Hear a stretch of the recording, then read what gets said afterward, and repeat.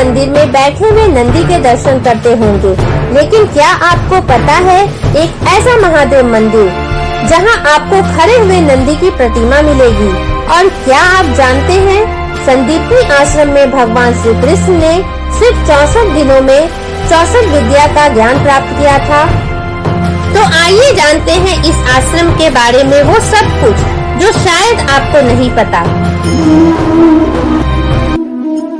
संदीपनी आश्रम उज्जैन के महाकाल मंदिर से 2 किलोमीटर की दूरी पर स्थित एक प्रसिद्ध पर्यटन स्थल है।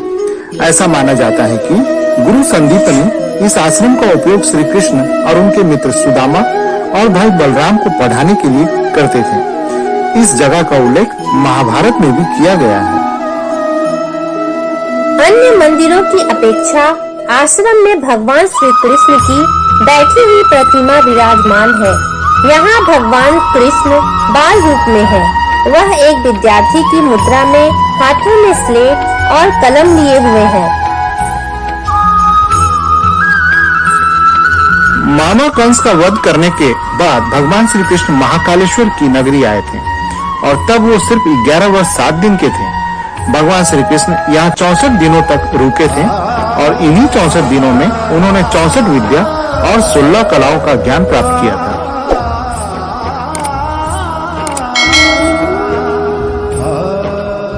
हरि से हर का हुआ मिलन। हरि यानी कृष्ण और हर यानी भोलेनाथ। भगवान श्री कृष्ण जब संदीपनी आश्रम में विद्या प्राप्त करने के लिए पधारे थे, तब भगवान शिव से उनकी भेंट हुई थी। भगवान उनकी बाल लीलाओं के दर्शन करने इस आश्रम में आए थे और इसी दुर्लभ क्षण को हरिहर के मिलन के रूप में माना जाता है।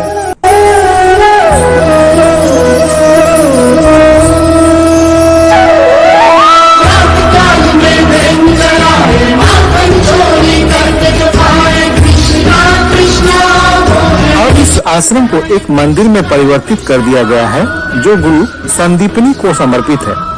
इस आश्रम के पास एक पत्थर पर 1 से 100 तक गिनती लिखी है और ऐसा माना जाता है कि यह गिनती गुरु संदीपनी द्वारा लिखी गई थी। संदीपनी आश्रम के पास गोमती कुंड स्थित है जो एक छोटी पानी की टंकी है।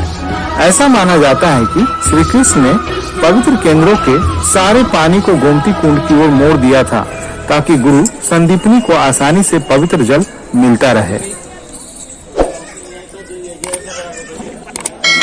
इस आश्रम में शिव जी का एक मंदिर भी है जिसे कुंडेश्वर महादेव कहा जाता है। जब भगवान शिव प्रभु श्री कृष्ण की बाल लीलाओं का दर्शन करने यहाँ पधारे थे, तो इन दोनों गुरु और गोविंद के सम्मान में नंदी महाराज खड़े हो गए। इसी कारण यहाँ भक्तों को नंदी जी की खड़ी प्रतिमा के दर्शन होते हैं। गुरु संदीपनी ने अपनी कठिन तपस्या से बेलपत्र के माध्यम से शिवलिंग प्रकट किया था। इन्हें ही सर्वेश्वर महादेव के नाम से जानते हैं। गोमती कुंड के समीप ही इस मंदिर में भगवान शिव की दुर्लभ प्रतिमा है। यहाँ पढ़ने वाले बच्चों का पढ़ाई में मन लगा रहे, इसलिए उन्हें पाती लिखकर दी जाती है। ऐसी मान्यता है कि बड़े होकर साक्षात्कार के लिए जाने पर यह पाती साथ में रखने से सफलता अवश्य मिलती है। मनमोहन कान्हा विनती करो दिल, मनमोहन कान्हा विनती करो दिल, राहत के मेरे नैन, राहत के मेरे नैन,